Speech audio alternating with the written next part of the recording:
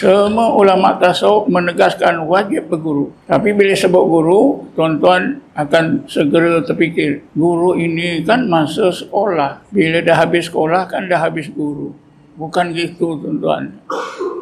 Itu guru di sekolah. Macam mana guru sekolah itu bantu murid-muridnya, macam tu jugalah sesudah kita keluar sekolah, sesudah kita keluar tamat belajar di universiti, kita mesti terus ada guru yang memimpin kita.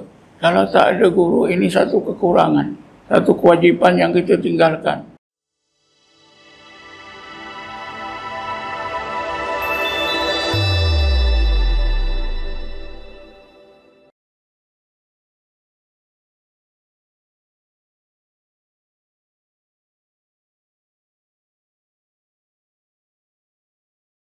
Tuan-tuan dan puan-puan yang dirahmati sekalian, kuliah saya pada malam ini saya mulakan dengan satu pertanyaan kepada tuan-tuan. Saya harap tuan-tuan dapat memberi jawapan. Selama tuan-tuan belajar agama sejak tadika sampailah umur kita pada malam ini, tuan-tuan pernah ataupun tidak mendengar guru-guru agama kita menjelaskan tentang syarat-syarat seseorang Islam yang mahu mengamalkan ajaran Islam? Ada tak syarat-syarat? Cuba siapa-siapa di antara tuan-tuan yang pernah guru-guru agama menerangkan syarat-syarat. Saya belajar agama, memang bidang agama, sekolah agama Johor sampai Raja Khas, dan saya layak menjadi guru agama di Johor. Saya ditawarkan untuk memegang jawatan guru agama tahun 58. Kemudian saya melanjutkan pelajaran sekolah Arab Keruang di Kuliah Islam. Saya mula belajar Kuliah Islam tahun 58. Tamat akhir tahun 63 saya mula bekerja. Selepas itu saya tahun 69 masuk belajar di Masjid Melaya. Saya secara khusus belajar pengajian Islam. Seluruh saya belajar tentang Islam daripada peringkat serendah-rendahnya sampai setinggi-tingginya. Saya tak pernah guru-guru agama saya, pensyarat saya menyebutkan syarat-syarat. Syarat-syarat yang mesti ada pada seseorang Islam yang mahu beramal dengan ajaran Islam. Saya tak pernah dengar. Jadi pada malam ni saya tanya, kalau ada tuan-tuan yang pernah diajar oleh ustaz-ustaz, guru-guru agama tentang syarat-syarat, cuba angkat tangan. Rata-rata tidak ada, tuan-tuan. Jadi pada malam ni, tuan-tuan, saya nak terangkan syarat-syarat. Syarat-syarat yang dimaksudkan kita hanya akan temui di dalam ilmu tasawuf. Itu pun bukan semua kitab tasawuf ada menyebutkan. Antara kitab tasawuf yang dianggap penting, tua dan lengkap yang ada pada masyarakat kita ialah kitab Syiarus Salikin yang disusun oleh Syekh Abdul Samad Palimbangi. Dalam kitab ini, juzuk yang ketiga, beliau ada memuatkan satu subtitle yang bertajuk syarat-syarat orang-orang mukmin yang mau menjalani jalan agama Allah. Jadi sama-sama kita tak tahu syarat-syarat ni. Jadi saya nak terangkanlah pada malam ni. Nanti tuan-tuan boleh lebarkan kepada kawan-kawan. Kalau syarat-syarat ni ada tuan-tuan, barulah kita beragama itu menjadi betul, dapat mencapai tujuan kita beragama. Syarat yang pertama tuan-tuan, mesti berpegang pada Quran dan Sunnah. Ini macam biasa. Tapi apa yang kita yang ada dalam masjid ini bukan semua tahu Quran dan Sunnah. Macam mana nak berpegang pada Quran dan Sunnah? Sebenarnya berpegang pada Quran dan Sunnah itu kita pun sudah penuhi. Iaitu apabila kita di bidang fiqh kita ikut mazhab Syafi'i. Kerana mazhab Syafi'i itu diisytiharkan oleh Imam Syafi'i dan ulama yang mengikutnya berdasarkan pada Quran dan Sunnah. Jadi dalam bidang fiqh hukum hakam selesai. Yang ikut mazhab Hanafi selesai, yang ikut mazhab Maliki selesai, yang ikut mazhab Hanbali. Tapi ada di celah-celah itu orang yang berjalan sendiri. Aku tak mau ikut mana-mana mazhab. Ini dah lama timbul tuan-tuan ya. Hamka sudah jawab. Dalam satu kitabnya, Hamka sudah jawab. Orang tak mau ikut mazhab ini, ya. Orang akalnya tak wajar, akalnya tak betul. Sebab kerajaan sudah adakan paip air ke rumah-rumah. Dia tak mau guna air paip. Dia cedok air sendiri dekat sungai. Ini orang bodoh, kata Hamka. Jadi mengenai fiqh berpegang pada Quran dan Sunnah dah selesai. Lega kita. Begitu juga mengenai tauhid. Kita ikut ahli sunnah wal jamaah. Selesai juga. Begitu juga dalam tasawuf. Dalam tasawuf ini mungkin di antara kita masih tidak berpegang pada Quran dan Sunnah. Kenapa? Dalam tasawuf tuan-tuan ikut mazhab mana? Jangan terperanjat. Tasawuf pun ada mazhabnya. Cuba jawab. Tuan-tuan jawab sendiri dalam hati. Jangan terperanjat malam ni ya, bila saya timbulkan mazhab dalam tasawuf. Ada mazhab dalam tasawuf. Tapi oleh kerana kita tak terdedah dengan ini, dengan mazhab dalam tasawuf, maka kita tak tahu. Ini pelik malam ini pula ada mazhab dalam tasawuf. Dalam tasawuf tuan-tuan tidak dikenali dengan istilah mazhab. Dikenali dengan tarekat. Dalam bahasa Arabnya at-turuq as-sufiyah. Tarekat-tarekat yang diisytiharkan oleh ulama tasawuf. Jadi berbagai tarekat yang pernah kita dengar itulah mazhab dalam tasawuf. Kalau tuan-tuan tak ikut mana-mana tarekat, berarti dalam tasawuf tuan-tuan berjalan gaya sendiri. Tak ada mazhab yang diikuti, tak ada tarekat yang tuan-tuan ikuti. Jadi tak selesai. Tentang pegangan pada Quran dan Sunnah tak selesai. Inilah satu bukti bahawa ilmu yang mula-mula hilang ialah ilmu tasawuf, ilmu khusyuk, ilmu ihsan.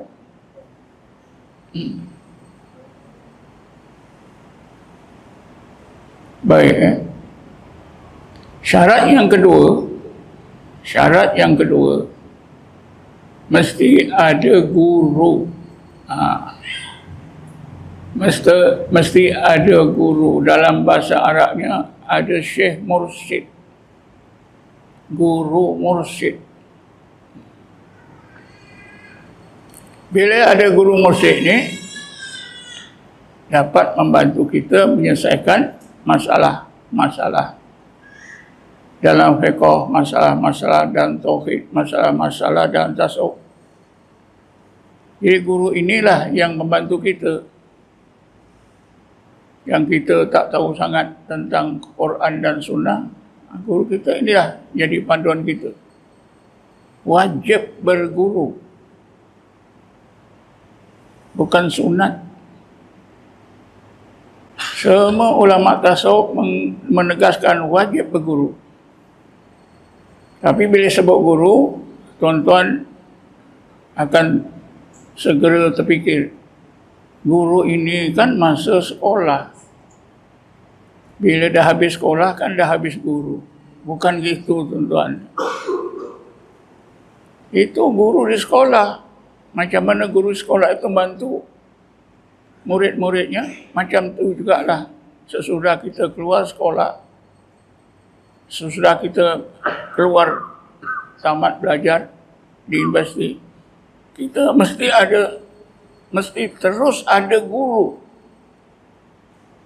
yang memimpin kita. Kalau tak ada guru, ini satu kekurangan,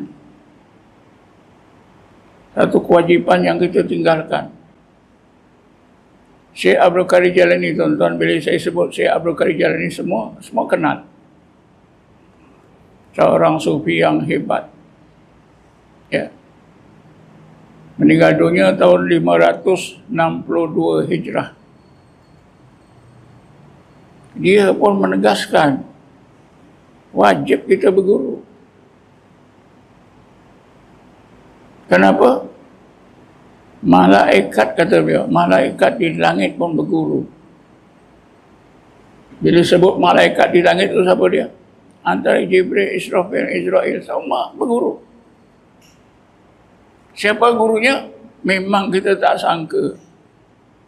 Gurunya rupanya Adam alaihissalam. Apa dalilnya dalam Quran? Firman Allah, qala ya Adamu ambihum bi asma'ihim. Wahai Adam, engkau ajarkanlah ilmu tentang asma yang aku ajar kepada engkau. Kau ajarkan kepada para malaikat. Kata guru saya, inilah tauliah resmi dari Allah, melantik Adam jadi guru para malaikat. Jadi kata Syekh Abdul Qadir Jailani, kalau malaikat pun berguru, takkanlah kita ni merasa tak perlu berguru.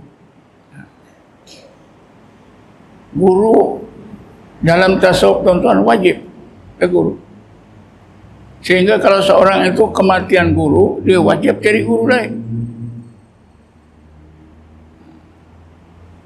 Tapi itulah, rata-rata kita ni sudah mempunyai fikiran guru ini zaman persekolahan. Bila dah keluar sekolah, ini bukan zaman berguru lagi. Bukan begitu, tuan-tuan. Dalam ilmu tasawuf, ya, wajib berguru.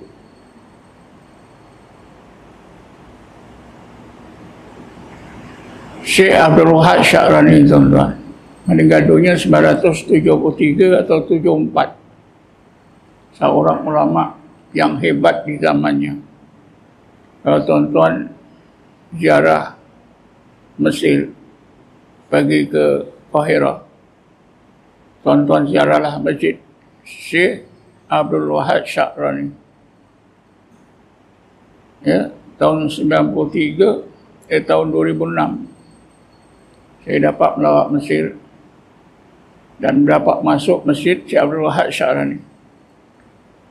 Saya dongak saja pintu besar, di atas tu ada nama nama Syekh Abdul Wahab Syarani ada tarikh kematiannya 973 atau 974 Hijriah. Dia pun berkata, mengulang balik pesanan Syekh Abdul Qadir Jalani, wajib seseorang itu berguru, sehingga kalau gurunya meninggal dunia, wajib cari guru lain. Dia contohkan tuan-tuan, dia contohkan diri dia. Apa contohnya? Syekh Abdul Wahab Syarani ini berguru dengan seorang guru yang bernama Syekh Ali Khawas. Ali Khawas ni guru kepada Syekh Abdul Wahab Syarani. Tapi Ali Khawas ni masih ada guru lagi. Ya. Guru Syekh Ali Khawas ni satu masa meninggal dunia. Jadi Ali Khawas ni bagi tahu muridnya Syekh Abdul Wahab, guru aku sudah meninggal dunia. Sekarang aku dah dapat guru lain, namanya si Fulan-si Fulan. Engkau memang murid aku. Sekarang macam inilah, aku ajak engkau, kita berdua berguru dengan dia. Ini tuan-tuan boleh baca dalam kitab Syekh Abdul Wahab Syarani, Anwarul Qudusiyah.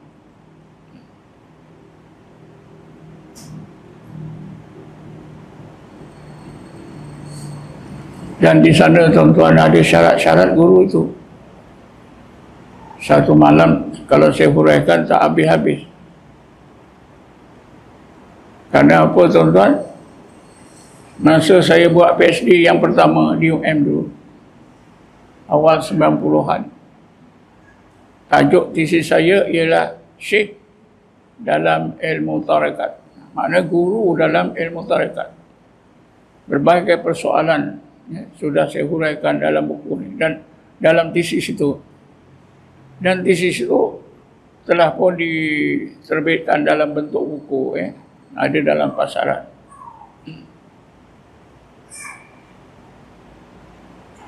Kita pergi pada syarat ketiga.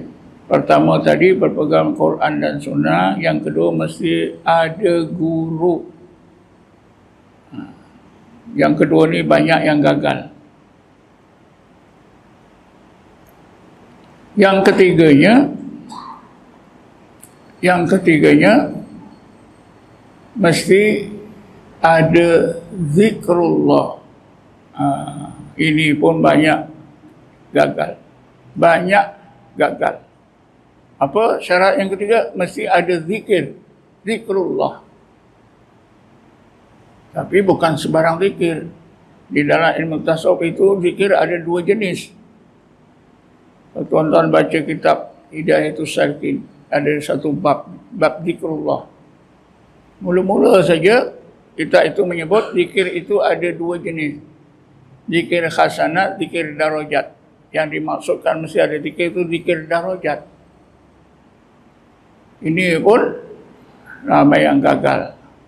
Zikir darajat ni paling mudah kita faham, zikir-zikir yang diajar dalam tarekat. Itulah zikir darajat. Kenapa dinamakan zikir darajat? Ya. Kerana bila kita beramal dengan zikir tarekat ni tuan-tuan, derajat kita meningkat. Derajat apa? Meningkat daripada Islam kepada iman, daripada iman kepada ihsan. Meningkat.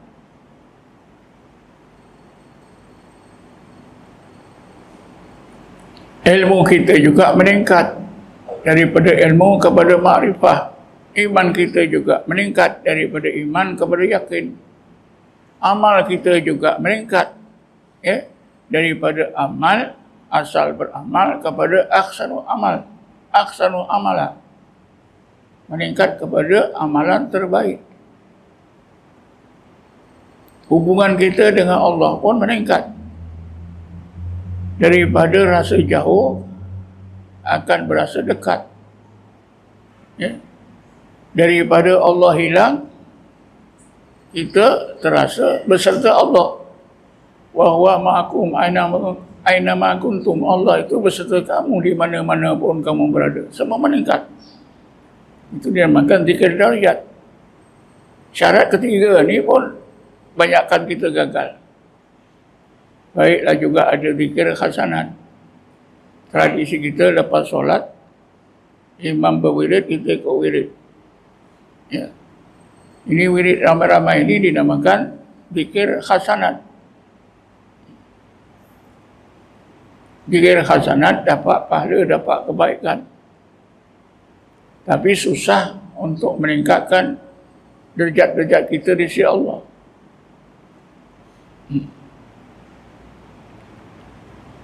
Kemudian tuan-tuan, bila dah ada syarat ketiga, mesti ada zikrullah yang bermakna kita wajib ikut mana-mana tarekat. Tarekat-tarekat inilah yang dianggap sebagai mazhab dalam ilmu tasawuf. Dalam fiqh yang terkenal ada 4 mazhab: Hanafi, Maliki, Hambali, Syafi'i. Ya. Dalam akidah ada ahli sunnah wal jamaah. Nah, kita ikut ahli sunnah wal jamaah. Tapi dalam tasawuf kita ikut mana? Tak ikut tarekat berarti kita tak ada mazhab dalam tasawuf. Sedangkan tasawuf itu lagi penting. Ulama tasawuf kata ilmu tasawuf itu adalah roh agama. Kalau tubuh kita tak ada roh, mati. Kita beragama tak ada tasawuf, mati. Kita beragama dalam keadaan tak bernyawa agama kita. Ini bukan cakap saya tuan-tuan, dalam kitab semua sebut itu. Semua kitab cakap itu. Kemudian sesudah kita ada zikir mana-mana tarekat, mesti kita ada khalaqah zikir. Menghadiri majlis-majlis zikir, khalaqah zikir. Istilah khalaqah ini pun memang sudah terkenal di zaman Nabi. Tapi kita dah lupa.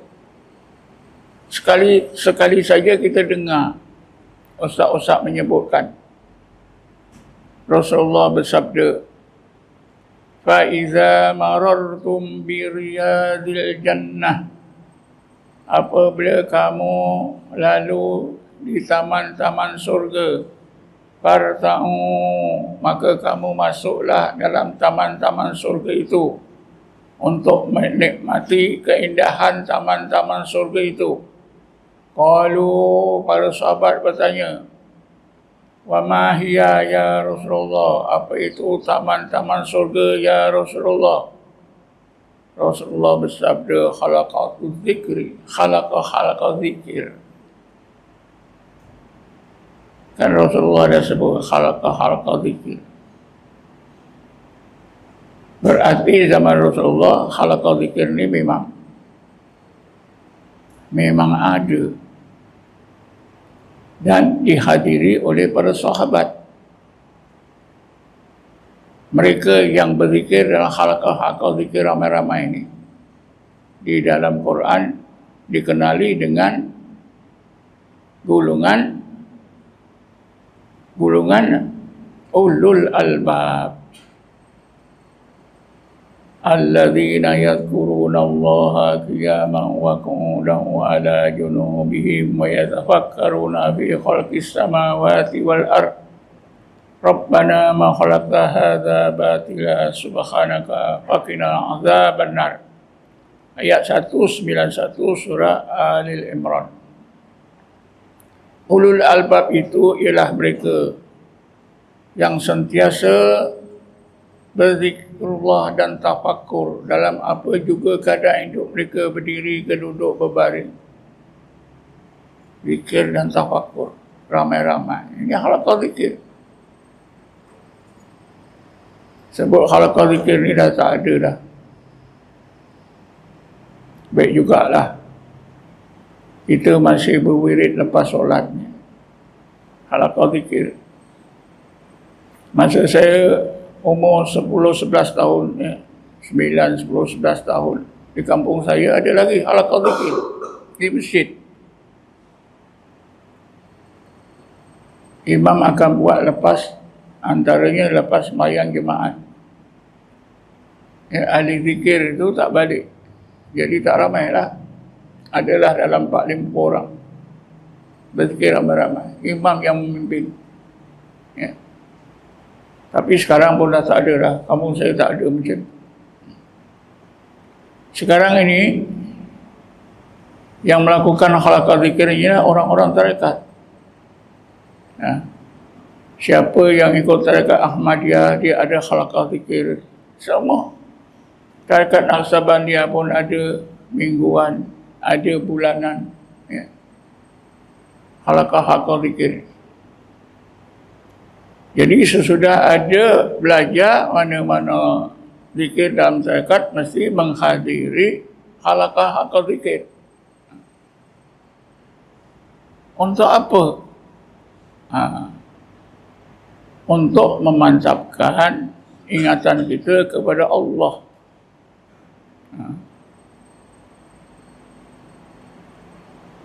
Kita berzikir ni tuan-tuan,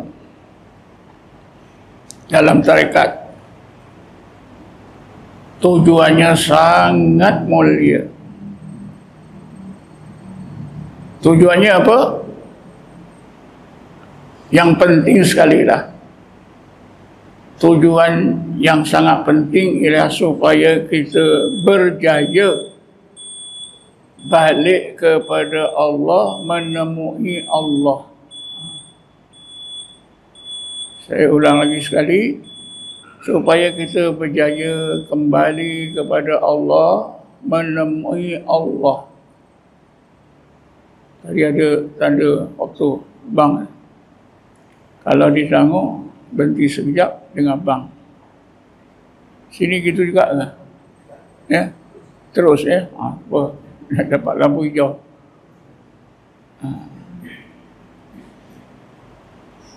Jadi tuan-tuan, antara tujuan yang sangat penting berzikir ramai-ramai ini ialah untuk memantapkan zikir kita dan mencapai tujuan yang utama, iaitu menemui Allah, iaitu kembali balik kepada Allah, menemui Allah.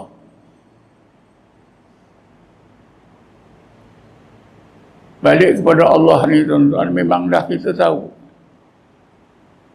Bila ada kematian kita sebut inna lillahi wa inna ilaihi raji'un. Wa inna ilaihi raji'un. Semua kami ini balik kepada Allah. Bertemu Allah. Bismillahirrahmanirrahim. La'allakum biliqa'i rabbikum tuqinun. Mudah-mudahan kamu yakin terhadap pertemuan kamu kepada Tuhan kamu Allah. Bismillahirrahmanirrahim. Faman kana yarju liqa'a rabbih falya'mal amalan shalihan wa la yusyrik bi ibadati rabbih ahada. Faman kana yarju liqa'a rabbih, maka sesiapa yang mau menemui Tuhannya Allah, fal ya'mal amalan solihah, maka hendaklah ia beramal dengan amal yang soleh, wala yusyrik bi ibadati rabbi ahada, jangan menyuntukan ibadahnya kepada Allah dengan sesuatu. Kan ada konsep bertemu Allah, konsep balik kepada Allah, bertemu Allah. Ini akan dapat kita capai apabila kita berzikir ramai-ramai tarekat, lalu kita berzikir ramai-ramai dalam halaqah zikir. Jadi apa maksud balik kepada Allah ni tuan-tuan?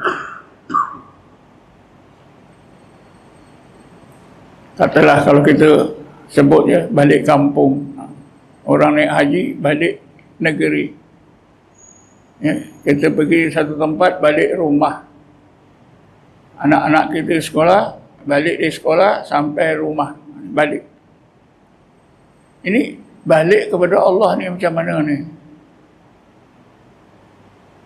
Bukanlah bermakna Allah ada satu tempat kita balik ke rumah Allah. Kebetulan pula Kaabah, Al-Kaabah tu Baitullah. Kaabah itu rumah Allah. Balik kepada Allah ni tuan-tuan, maknanya yang sebenar, balik kenal Allah semula. Apa dia? Kenal Allah semula, itulah balik kepada Allah. Pasal apa? Kenal balik. Asalnya dulu kita kenal. Tapi lepas tu kita tak kenal. Bila kita kenal balik, itulah balik kepada Allah. Kita mesti tahu ya sejarah kita. Hubungan kita dengan Allah. Mesti kita tahu. Apa dia? Setiap roh kita ni memang kenal Allah. Berdepan dengan Allah. Kenal Allah, berdepan dengan Allah. Apa dalilnya? Dalilnya ayat 172 surah Al-A'raf. Allah tanya roh kita dengan firman-Nya, "Alastu bi rabbikum?" Wahai para roh manusia, tidakkah aku ni Tuhan kamu? Qalu, maka para roh manusia menjawab, "Bala, betul ya Allah, Engkaulah Tuhan kami, syahid." Nah, kami saksikan. Inilah tuan-tuan. Tapi bila roh dimasukkan ke tubuh kita, roh kita dah tak kenal. Tak kenal Allah 100%. Baik jugalah kita ni dikurniakan oleh Allah agama Islam. Lalu disuruh zikir. Zikir Allah, Allah, Allah, Allah. Lama-lama roh kita nampak Allah semula seperti dulu. Bertemu dengan Allah. Itu bila tuan-tuan? Bila kita boleh balik kepada Allah, bertemu Allah semula. Kita gunakan jawapan dengan hadis. Baru betul. Rasulullah bersabda, "Al-ihsan an ta'budallah ka'annaka tarahu fa in lam takun tarahu fa innahu yaraka." Rasulullah SAW bersabda, kalau kita sampai ketika ihsan, nak cepat sampai tingkat ihsan inilah kita kena zikir. Zikir dalam tarekat. Bila kita sampai tingkat ihsan, Rasulullah kata, kita ada dua pengalaman. Pengalaman yang pertama, ketika itu kita seolah-olah melihat Allah. Inilah pengalaman ruh. Yang mula bila Allah tanya pada roh kita, "Alastu bi rabbikum?" Qalu bala syahidna. Jadi apabila kita hidup di dunia ini, roh kita dalam tubuh kita, kita beragama Islam, kita berzikir terus menerus sampai ke tingkat ihsan, roh kita ni seolah-olah melihat Allah. Ini Rasulullah sebut. Apa maksud seolah-olah melihat Allah? Tak nampak. Dengan mata kepala kita tak nampak. Tapi wujudnya Allah, keagungan Allah, kesempurnaan Allah sebagai Tuhan Rabbul Alamin itu kita dapat rasa. Roh kita tu merasa. Itulah seolah-olah melihat Allah. Hebat tuan-tuan. Tuan-tuan tanya diri masing-masing, iman masing-masing. Pernah tak berpengalaman seolah-olah melihat Allah? Hanya orang yang berzikir berterusan, dipimpin oleh gurunya, ya, beramai-ramai dalam halaqah zikir, ketika itulah biasanya seseorang itu dikurniakan Allah pengalaman seolah-olah melihat Allah. Contoh dalam Quran ada tak? Ada. Ya. Ayat 190 surah Ali Imran. Sambung kepada ayat 191. Bismillahirrahmanirrahim. Inna fi khalqis samawati wal ardi wa ikhtilafil laili wan nahar la ayatil liulil albab. Sesungguhnya di dalam kejadian-kejadian yang di langit dan juga di dalam kejadian-kejadian yang di bumi dan juga di dalam peredaran masa malam dan siang. Apa makna ni tuan-tuan? Apa makna di dalam kejadian yang di langit, di bumi dan di dalam peredaran masa malam dan siang ini? Apa makna?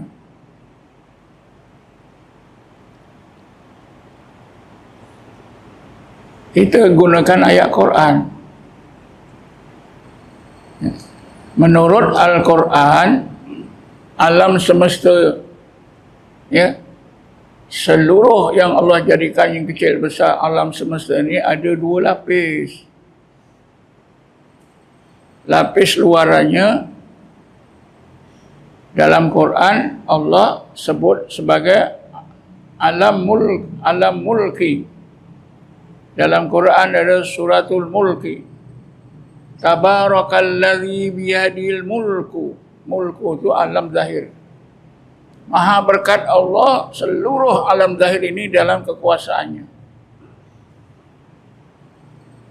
Dalamannya disebut oleh Allah alam malakut. Akhir surah Yasin. Akhir surah Yasin. Fasubhanalladzi biyadihi malakutu. Tadi biyadihi mulki. Biyadihil mulku. Yang ini biyadihi malakutu. Maknanya seluruh kejadian alam semesta ini zahirnya, batinnya dalam kekuasaan Allah. Alam mulki, alam zahir kita boleh lihat dengan mata kepala. Alam malakut tak boleh dilihat oleh mata kepala. Alam malakut ini hanya boleh dilihat oleh roh kita, oleh pandangan mata hati kita, basirah. Di dalam Quran kalimah basirah ini ada disebut sekali dalam surah Yusuf. Yang bermakna apa? Pandangan mata hati. Bismillahirrahmanirrahim. Ad'u ila Allah ala basiratin ana wa manittaba'ani. Aku mengajak seluruh manusia untuk kenal Allah didasarkan kepada kebenaran yang dapat disaksikan oleh pandangan mata hati, oleh basirah, oleh pandangan mata hati aku dan pandangan mata hati mereka yang ikut aku. Jadi ulul albab tadi tuan-tuan diterangkan dalam ayat 190 surah Al-Imran bahawa mereka telah berjaya melihat rahsia-rahsia Allah di alam malakut. Inna fi khalqis samawati wal ardi wa ikhtilafil laili wan nahari ayatil liulil albab. Ulul albab ni pandangan mata hatinya nampak rahsia-rahsia Allah di alam malakut yang kita tak nampak. Ketika mereka nampak rahsia-rahsia Allah di alam malakut, ketika itulah mereka merasa wujudnya Allah. Ketika itulah mereka merasa seolah-olah melihat Allah. Jadi siapa yang tidak dikurniakan Allah melihat rahsianya di alam malakut, berarti dia belum lagi kenal Allah semula seperti dulu. Jadi ulul albab adalah sebahagian sahabat Nabi, sebahagian umat Nabi Muhammad yang dikurniakan oleh Allah, ya, berjaya kenal semula Allah seperti dahulu dengan cara, ya, Allah tunjukkan rahsia-rahsianya di alam malakut terus ke dalam pandangan mata hati atau pandangan roh. Ini orang berzikir, tuan-tuan boleh. Tapi Rasulullah tidak hanya bercakap itu saja, anta'budullah ka'annaka tarahu, disambung lagi. Fa in lam takun tarahu fa innahu yaraka. Untuk menyenangkan tuan-tuan bagi memahami. Fa in lam takun tarahu fa innahu yaraka. Setelah ulul albab ni nampak rahsia-rahsia Allah di alam malakut, mereka terasa seolah-olah melihat Allah. Pengalaman itu kekal sepanjang hidupnya. Pengalaman kekal. Mereka kekal dengan pengalaman itu sampai mati. Ini namakan baqa' billah. Kekal dengan Allah. Jadi kenal Allah semula, bertemu Allah, kekal sampai mati. Jadi saya harap tuan-tuan lebih faham lah, ya. Jadi kalau kita lihat, ya, 3 golongan umat Nabi Muhammad. Yang di bawah sekali golongan muslimin, yang di atasnya golongan mukminin, yang teratas sekali golongan muhsinin. Jadi golongan muhsinin inilah orang-orang, yang menjadi umat Nabi Muhammad yang berjaya kenal Allah semula, menemui Allah.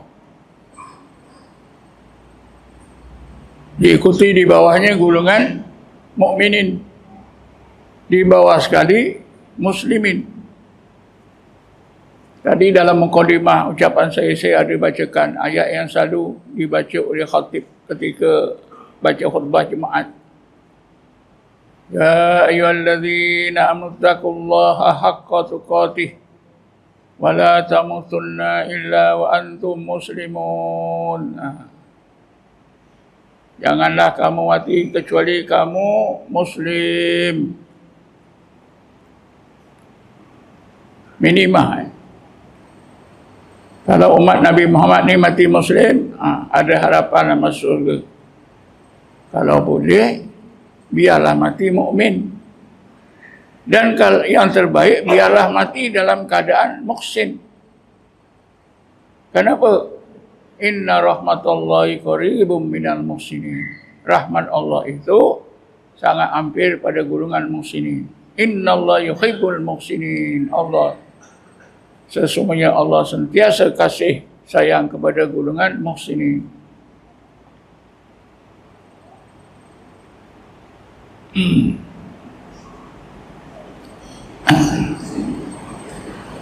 Tuan-tuan dan puan-puan sekalian, di dalam Quran, selain daripada hadis Nabi, bahawa bila kita sampai ke tingkat ihsan menjadi seorang muhsin, berarti kita sudah berjaya kenal Allah semula, menemui Allah. Selain daripada itu, tuan-tuan,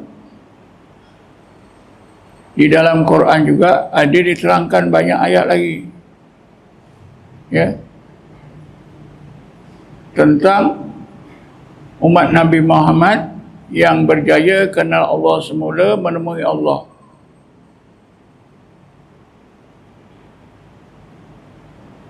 Di dalam ayat 45, 46 surah Baqarah. Bismillahirrahmanirrahim. Wasta'inu bis-sabri was-salah wa innaha lakabiratun illa 'alal khashiin alladzina yadunnuna annahum mulaqu rabbihim wa annahum ilaihi raji'un.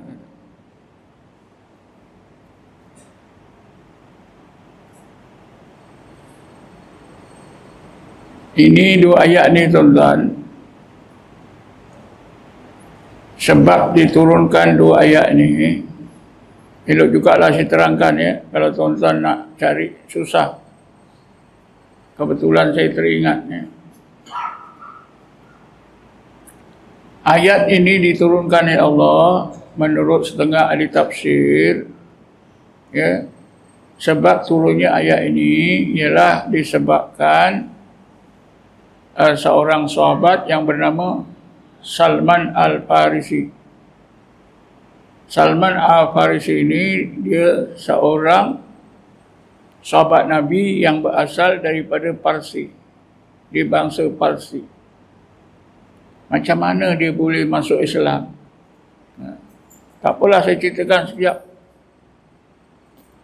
Salman ini, dia seorang Parsi. Orang-orang Parsi masa itu ikut agama menyembah api. Jadi bapak Salman ni macam orang alim dalam agama penyembahan api. Pada masa itu dia takutlah, ayahnya takut kalau anak ni, kalau Salman ni, dia terpengaruh dengan ajaran-ajaran sesat. Walaupun menyembah api itu sesat, tapi ada juga mereka kata sesat. Jadi dijaga tuan-tuan, Salman ni dijaga. Ayahnya tak bebaskan keluar ke sana kemari. Dijaga betul. Sebagai seorang remaja pemuda ya, tentulah dia memberontak. Satu hari dia keluar, curi-curi keluar. Berjalan-jalan, dia sampai satu gereja. Dalam gereja itu, seorang padri sedang bagi kuliah tentang Kristian. Salman ini sangat tertarik hati, tuan-tuan. Lalu dia masuk dalam gereja itu. Dia dengar. Akhirnya, dia ikut agama Kristian. Sudah berapa lama dalam gereja itu, bapaknya cari tak jumpa. Memang disorokkan. Sudah berapa lama dalam gereja, padri gereja itu ajar dia, Salman, ini sekarang ini seorang Nabi Rasul sudah diutus oleh Allah. Kau carilah ya, tandanya begini, begini, begini. Kalau kau belajar agama Nabi ini, itu agama tu lagi baik, lagi betul. Tuan-tuan, akhirnya Salman pun lari daripada gereja. Dia carilah, tujuannya mencari Nabi dan Rasul yang diceritakan oleh padri itu. Dalam perjalanan Salman ni yang tidak tentu arah, akhirnya ditangkap oleh orang-orang Yahudi. Dijadikan hamba, dibawa balik ke Madinah. Itulah Salman sampai Madinah. Jadi dia tetap ikut agama Kristian walaupun jadi hamba orang Yahudi. Ketika di Madinah itu tuan-tuan, dia peganglah pesanan padri dia tadi. Tanda Nabi sebenar yang sudah diutus ni ada tandanya begini-begini. Antaranya dia tak akan ambil sedekah, tapi dia akan ambil hadiah. Salman uji semua tuan-tuan, 3-4. Aduh. Memang satu hari Salman bagi Rasulullah 2 kurma. Dia kata, ini aku sedekahkan pada engkau. Nabi tak ambil. Hari lain, ini aku hadiahkan. Nabi ambil makan.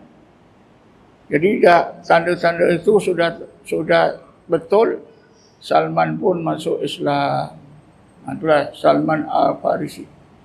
Oleh kerana Salman ini ayahnya alim dalam agama penyembahan api.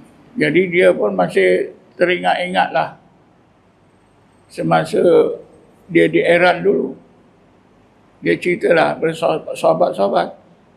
Dulu orang-orang Parsi yang ikut agama penyembah api ni, bila berdoa begini. Dia ceritakan kehebatan. doa orang-orang Parsi kepada Tuhan mereka. Lalu turunlah ayat ini. Wasta'inu bis-sabri was-salah wa inna lakabiratun illa 'alal khashi'in alladzina yadunnuna annahum mulaqu rabbihim wa annahum ilaihi raji'un. Untuk apa menutup pikiran Salman Farsi dan memberi pikiran yang waras kepada orang-orang Islam. Wahai orang-orang mukmin, hendaklah kamu meminta tolong kepada Allah dengan cara bersabar dan solat. Sesungguhnya solat itu sangat berat untuk dilakukan kecuali bagi orang-orang yang khusyuk. Orang-orang yang khusyuk itu ialah mereka yang telah menemui Tuhannya Allah kerana mereka telah kembali kepada Allah. Alladzina yadunnuna annahum mulaqullah. Mereka itulah orang-orang yang yakin telah menemui Tuhannya Allah kerana mereka telah kembali kepada Allah.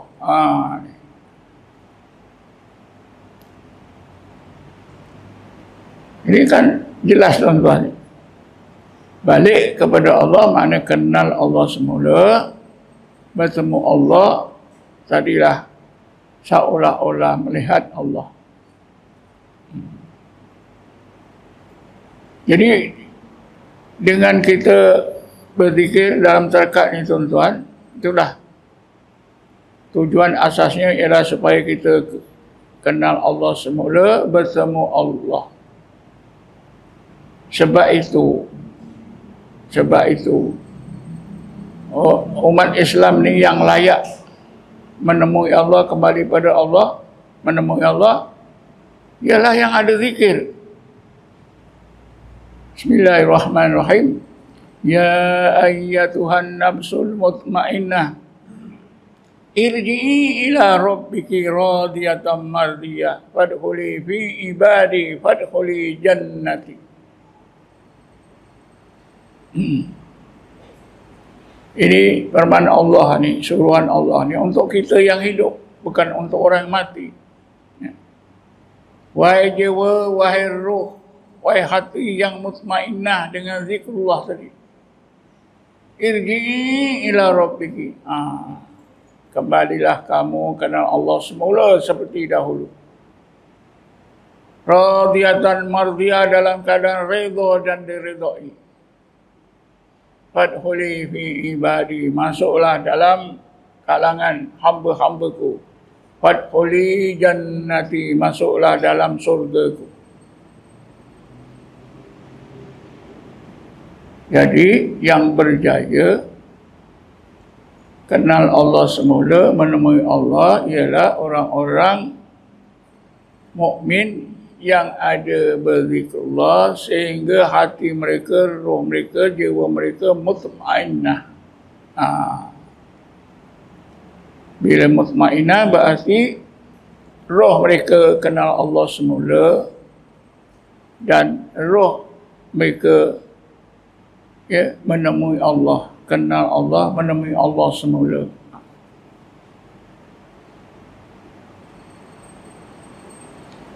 Tuan-tuan dan perempuan sekalian, jadi ini maksud yang pertama, kembali kepada Allah, kenal Allah semula. Menemui Allah itu dalam keadaan musyahadah, bila sampai ke tingkat ihsan. Ada juga, boleh juga kita maknakan kembali kepada Allah, menemui Allah itu ialah bila kita besok dihidupkan semula di padang mahsyar, kemudian kita dimasukkan ke dalam surga. Boleh juga itu dikatakan kembali kepada Allah, menemui Allah. Apa sebab tuan-tuan? Sebab asal manusia itu dijadikan oleh Allah bukan untuk di dunia ni, untuk duduk di surga. Bismillahirrahmanirrahim. Wa qulna ya Adamu uskun anta wa zawjukal jannah. Kami pun berfirman, wahai Adam, uskun, engkau tinggallah, dan isteri engkau al-jannah, dalam surga ini. Jadi kita diciptakan oleh Allah tu bukan untuk hidup di dunia, untuk duduk dalam surga. Uskun anta wa zawjukal jannah fakula ragadan khaisu syi'tuma wala taqraba hadhihi syajarah fatakuna minadh dhalimin. Fa'azallahuma syaitanu anha fa'akhrajahuma mimma kana fi wa qulna ihbitu ba'dukum li ba'din aduwwun wa lakum fil ardi mustaqarrun wa mata'un ila hin. Akhirnya Adam dan Hawa, iblis semua, anak cucunya dikeluarkan daripada surga. Ihbitu jami'ah. Wahai iblis, anak cucu engkau, wahai Adam dan Hawa, ihbitu, turunlah semua, keluarlah semua daripada surga ke dunia. Walakum fil ardi, dan bagi kamu semua ketika hidup di bumi, mustaqarrun, ada tempat tinggal, wa mata'un, ada kehidupan, ila hin, hingga hari kiamat. Jadi makna yang kedua, kembali kepada Allah itu bolehlah dimaknakan balik hidup dalam surga seperti dulu. Bila kita hidup dalam surga seperti dulu, kita juga dapat menemui Allah, melihat Allah. Itulah asal. Dan ini ada disebut, ya, peringkat yang kelima, tahap yang kelima kehidupan kita dalam surah Baqarah. Bismillahirrahmanirrahim. Kaifa takfuruna billahi wa kuntum amwatan fa ahyakum summa yumitukum summa yuhyikum summa ilahi turja'un. Yang kelima, summa ilahi turja'un. Kemudian kamu kembali kepada Tuhan kamu Allah. Hidup dalam surga. Jadi saya dah sebutkan ya, syarat-syarat tadi ya. Syarat kita beragama ni. Pertama, pegang Quran dan Sunnah. Yang kedua, ada guru yang membimbing kita. Yang ketiga, mesti ada zikrullah, zikir darajat, zikir mana-mana tarekat. Dah ada zikir, mesti ada khalaqah zikir. Ya. Lepas itu, tuan-tuan, ya, mesti ada apa yang dinamakan, diistilahkan dalam ilmu tasawuf, himmatun aliyatun. Ini istilah. Setengah ulama menambah nur himmah. Mesti ada nur himmah. Nur himmah ni ialah nur hidayah Allah yang Allah limpahkan dalam hati kita. Bila hati kita terus berzikir, maka Allah limpahkan dalam hati kita yang terus berzikir mengasihi Allah, ini nur himmah. Hati kita yang ada nur himmah ni, maka hati kita asyik kepada Allah. Ini memang jauh daripada pengetahuan kita, tuan-tuan. Asyik kepada Allah. Kalau kita baca kitab-kitab tasawuf, tuan-tuan, kita temui orang-orang sufi yang asyik mengingati Allah. Kalau kita memang tak terbuat, kita dengar ceritanya pun tak percaya. Ya. Saya nak ceritakanlah salah satunya. Dalam sebuah kitab tasawuf ada diceritakan seorang sufi. Dia pesan pada isterinya pada bulan Ramadan, satu hari bulan Ramadan. Nanti bila buka puasa, engkau tolakkan masukkan sekeping roti ikut bawah pintu. Suami ini duduk dalam bilik itu, tak keluar-keluar, beribadat. Jadi istrinya bila waktu buka, masukkan sekeping roti. Air tak perlu, dah ada. Dia dah ada bawa air. Kalau waktu sahur, sekeping juga. Sudah habis ya, bulan Ramadan, sudah raya, suami ini keluar. Si isteri tengok bilik. Sekeping pun tak. Sekeping pun tak keluar air. Roti itu cukup. Sebanyak mana yang ditolak ikut bawah pintu, macam itulah. Tak ada sekeping pun orang Sufi ni makan. Sebulan, sepanjang bulan Ramadan. Jadi ada juga orang-orang yang tak percaya ini semua andaian saja, tak berlaku. Tuan-tuan, Nabi Allah Uzir, tak salah saya diceritakan oleh Allah dalam ayat 159, 259 surah Baqarah. Bismillahirrahmanirrahim. Fa'amatahu Allahu mi'ata amin summa ba'asa. Qala kam labista? Qala labistu yauman aw ba'da yaumin. Qala bal labista mi'ata amin. Maka Nabi Allah Uzair alaihissalam difanakkan oleh Allah selama 100 tahun, kemudian disedarkan balik. Fa'amatahu Allah mi'ata amin summa ba'asah, disedarkan balik. Ketika sedar itu Allah bertanya, kam labista, wahai Uzair, berapa lama engkau di sini? Berapa lama engkau tinggal di sini ni? Qala labistu yauman aw ba'da yaumin. Ya Allah, aku tinggal di sini rasanya 1 hari atau setengah hari saja. Qala bal labista mi'ata amin. Allah berfirman, wahai Uzair, engkau di sini sudah 100 tahun. Sebulan tak lama. Ini 100 tahun. Macam sehari atau setengah hari.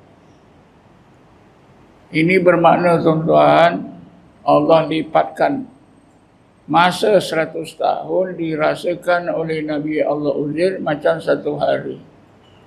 Tak makan, tak minum, tak apalah sehari. Ya. Itu tadi sebulan. Minum ada, roti tak makan. Memang ya, di dalam ilmu tasawuf ada konsep at-tayyu. At-tayyu al-hakikiyu. Lipat yang sebenar.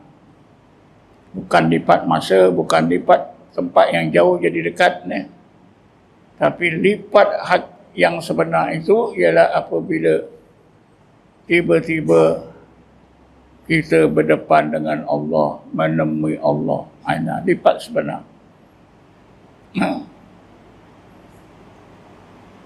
Seperti tadi apa? Golongan ulul albab. Itu lipat sebenar.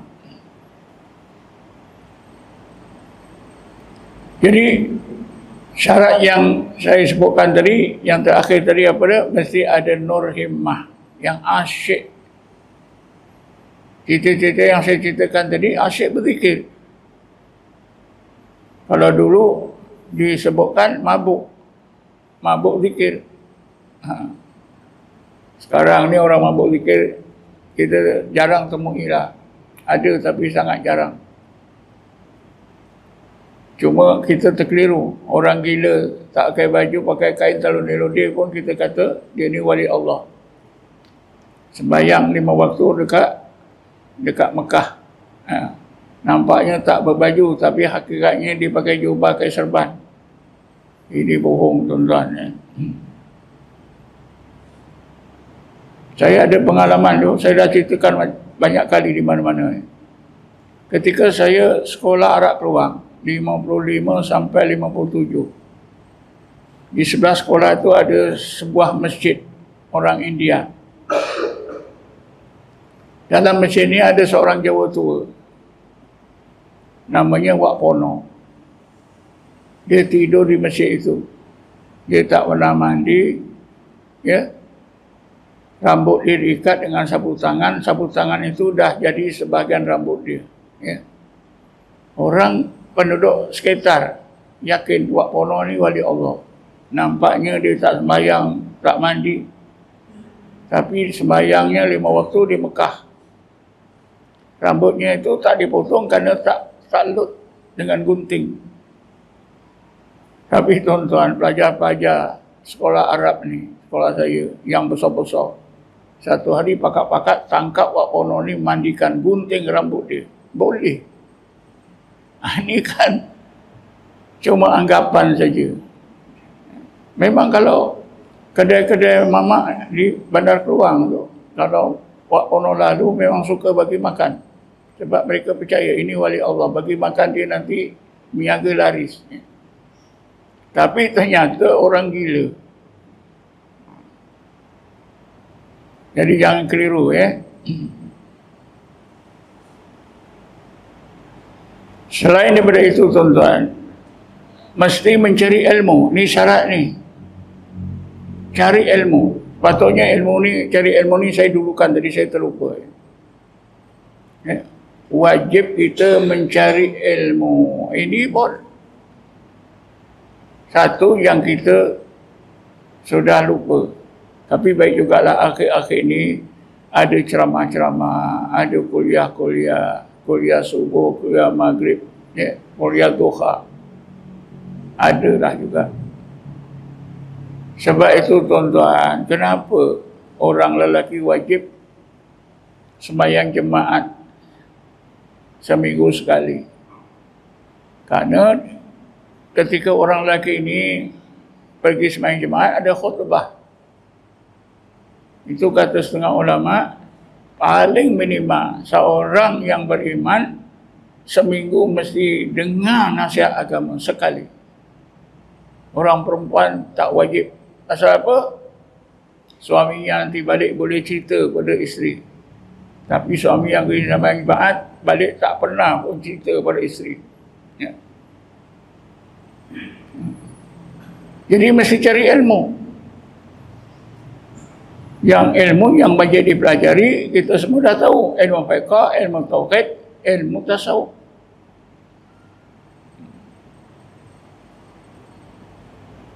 Kemudian syarat yang lain tuan-tuan, mesti ada jemaah yang seperguruan, ada rakan-rakan, ada kawan-kawan, ada jemaah yang seperguruan, satu guru.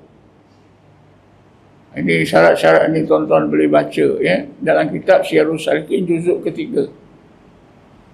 Dalam di bawah title, di bawah subtitle syarat-syarat orang yang berjalan pada jalan agama Allah. Kalau dalam ilmu tasawuf, syarat-syarat ini memang ada ya, memang selalu diajar. Tapi kalau kita tak belajar tasawuf, memang kita tak temui syarat-syarat ini. Jadi saya fikir saya cakaplah panjang lebar ya. Saya fikir setakat ini saja. Kalau ada siapa-siapa yang nak bertanya masalah-masalah yang berbangkit atau tuan-tuan ada menghadapi apa-apa masalah, boleh tanya 1-2 soalan. Ada?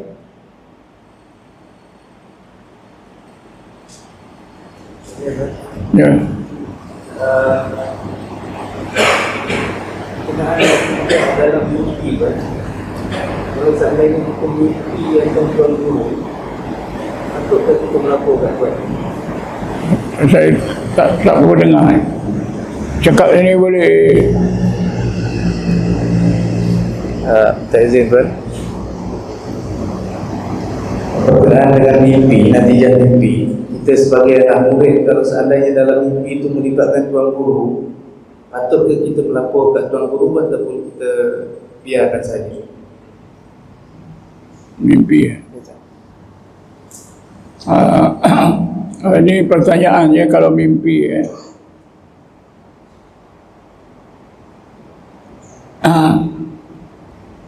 Kalau tuan-tuan mau memahami, mendalami mimpi, bacalah kitab Haqiqatul Islam yang dikarang oleh Syekh Abdul Ghani Nabalusi. Beliau ada menjelaskan tentang mimpi yang agak lebih baik daripada keterangan-keterangan yang kita jumpa di kitab-kitab yang lain. Antara pandangan beliau yang saya masih ingat, mimpi ini adalah alam misal. Jadi oleh kerana mimpi ini alam misal, kita manusia tak tahu misal apa yang kita nampak tu. Contohnya lah, kata beliau, kalau seorang itu mimpi hujan nampak air, mungkin hujan dan air ini adalah hikmah, ilmu. Mungkin orang itu yang mimpi itu dia akan dapat ilmu yang baik. Contoh lain, kalau seorang itu nampak kebakaran, api membakar rumah ke, membakar apa ke, dia nampak api. Kata beliau, api ini fitnah. Apa-apa fitnah. Itu asasnya. Tapi kita tak tahu nak menafsirkan apa mimpi. Tapi saya boleh ceritakan satu pengalaman. Pengalaman murid guru saya. Seorang murid guru saya, orang dah tua lah, sebaya dengan guru saya. Kalau guru saya pada masa itu umur 80, murid dia ni pun lebih kurang itu. Si murid ini mimpi dia nampak sebuah pondok yang kecil, yang tak berdinding, ada atap, tak ada dinding, lantai pun tak ada. Macam pondok durian pun tak senonoh. Jadi murid ni tanya Imam Ishaq, "Tuan, apa ni saya nampak pondok ni, tuan-tuan?" Kata Imam Ishaq, "Tak payahlah, awak bila dah mimpi macam tu, awak doa saja, ya Allah, Engkau bagi baiknya kepada aku, jauhkan buruknya daripada aku, ya Allah." Itu sudah, dan jangan ingat-ingat. Tapi si murid ni degil, tuan-tuan. "Tak boleh, Tuan, selagi Tuan tak terangkan, saya memang terfikir-fikir saya nanti susah, Tuan." Kata Imam Ishaq, "Tak usahlah, tak payahlah, cukuplah tu. Saya dah bagi panduan. Ya Allah, Engkau bagi baiknya, jauhkan buruknya." Tapi si murid ni degil, tuan. Akhirnya Imam Ishaq, "Betul kan kau mau?" "Betul." Kata Imam Ishaq, "Itulah gambaran iman awak." Imam Ishaq jawab apa? "Itulah rupa iman awak, macam itulah, macam pondok buruk." Menangis, tuan-tuan. Jadi mimpi ni, tuan-tuan, kaedah yang diajar oleh saya, bila ingat saya, ya Allah, Engkau bagi baiknya, jauhkan buruknya. Lepas tu banyakkan tahlil la ilaha illallah. InsyaAllah siapa banyakkan tahlil susah nak mimpi. Saya ada kawan, tuan-tuan, dia kerani. Masa itu dia pergi pejabat naik bas. Tertidur dalam bas memimpi. Rehat-rehat di atas bangku ini, dia kepalanya letakkan atas meja pun, tertidur, terlelap pun mimpi. Mimpi je. Dia pun cerita dengan saya, "Pelik betul, saya tak boleh, terlelap aja mesti mimpi." Saya cakap begini, "Kau ni kurang fikir, cuba kau tahlil." "Berapa banyak, Ustaz?" "Kalau boleh, lepas subuh 1000, maghrib 1000. Itu guru saya ajar." Dia buat, tuan-tuan. Dia buat tahlil ni, lepas subuh, lepas maghrib 1000, memang hilang. Hilang.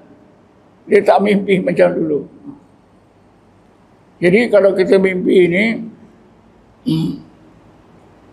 kita timbang-timbang lah ya, tak perlulah ya. Tapi kalau ceritakan pada guru kita itu bagus, tapi tak perlu nak dipikir-pikir. Caranya tadi nak selesai, ya Allah engkau bagi baiknya, jauhkan buruknya. Lepas tu jangan dikenang, jangan diingat-ingat. Itu syaitan lagi datang. Saya fikir sudah saya jawab tu. Wallahu a'lam. Ada lagi?